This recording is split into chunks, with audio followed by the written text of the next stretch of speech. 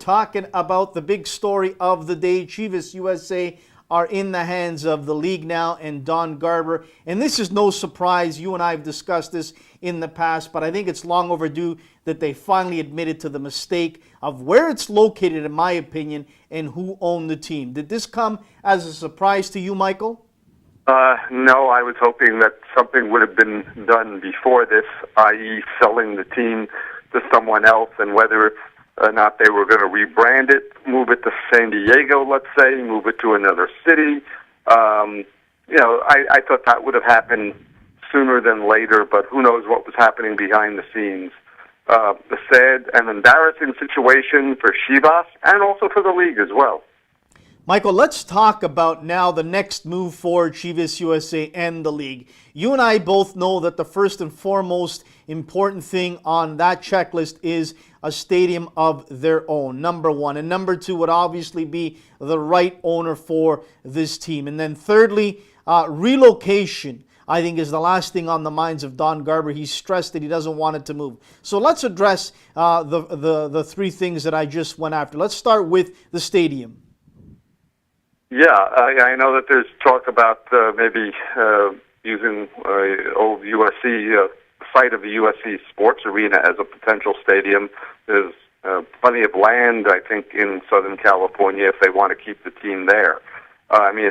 Sharing the same stadium as the LA Galaxy, I think over the short term was okay, but over the long term was not going to be in the cards. You want to have your own stadium, a place you can call your own. As beautiful as the StubHub Center is and all its facilities around it, you still want to have your own place.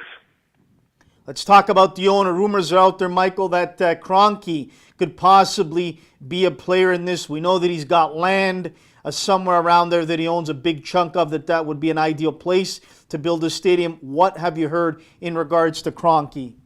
Well, on yesterday's conference call, Don Garber said that Kroenke was not going to be involved. The days of having multiple ownerships in the league or bringing someone in to have multiple ownerships in the league is gone. Anschutz, if he could sell his half of the Houston team, and if the league or Anschutz could find a buyer, they definitely would. So I think Kroenke is out. And you know which buyer I would like to see step up to the plate? And laugh if you want, Michael, but I mean this seriously. Back in the day, the Anaheim Mighty Ducks were owned by Disney for a good while.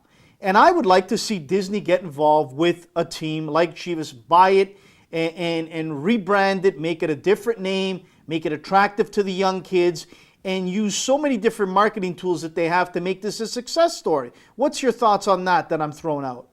You definitely want an owner with deep pockets, and definitely Disney has it. The only thing I think that might be considered a conflict of interest is that Disney is part of the ESPN mega complex, whatever you want to call it. Would that be considered a conflict of interest, owning a team, but also your company showing MLS games or trying to bid for MLS games? I don't know if that would, how much of a conflict of interest that would be. To me, it would be, and would preclude them. But then again, soccer conflicts of interest are allowed many a time. Michael, let's talk about expansion cities that are out there that are wanting an MLS franchise. Chivas ripe for the picking right now. To me, the Midwest is a market that has not been tapped into. Let's look at Minnesota. They're a vibrant city. You and I know, going way back to the North American Soccer League, they were a vibrant city and still are today. I look at San Antonio. Another team in Texas is a possibility. And then I'm going to throw it out there. St. Louis used to be the soccer capital of the USA in the mid-'70s. You know that. I know that. What about one of these three entertaining the thought of bringing Chivas USA over there? Well, yeah, I think all three of them have a great soccer history. Definitely to put a team there. Obviously, the big thing is finding an owner, the right owner, and it always comes down to the stadium. And I know St. Louis, if memory serves me correctly, they don't have enough bucks behind what they want to do, and I think there's been some stadium problems with trying to find a stadium. But I really don't have a problem with any of those three areas. It's crazy. St. Louis, that used to be the forefront. Like, I mean, at one time it seemed like half the U.S. national team came from St. Louis way back in the 50s and 60s. And I know the game has changed dramatically in half a century, but it boggles the mind that St. Louis is left out in the cold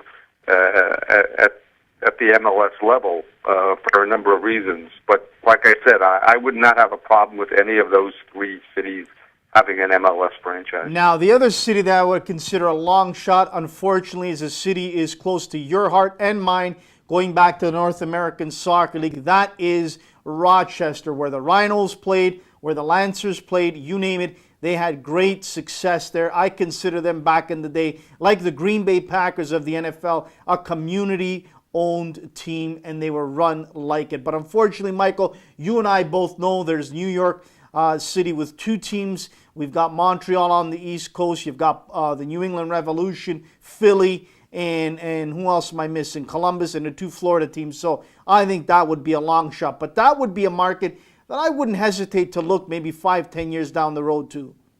Well, Rochester has a stadium in place already, and there's room that they could build a second tier to one of the other sides, so they could definitely expand the stadium. But before they do that, they're going to have to start filling the stadium. One time they used to play at Frontier Field, the baseball field, stadium, and they would get 10, 11,000 fans a game. Attendance has fallen off since they've gotten their new stadium. The team hasn't been the same. So I think even before MLS, if MLS would ever consider Rochester, they would have to start filling up the place for them to be considered. But yes, Rochester is a place that is close to my heart. But I try to think with my mind, not my heart. It would be great to have a Rochester team in MLS, but the likelihood of that happening at this juncture is not that great. Wouldn't it be nice to see Pat Erkley and so many other people around there to watch that first game in MLS history for a team like Rochester making its way back in to the forefront of the game we love so much?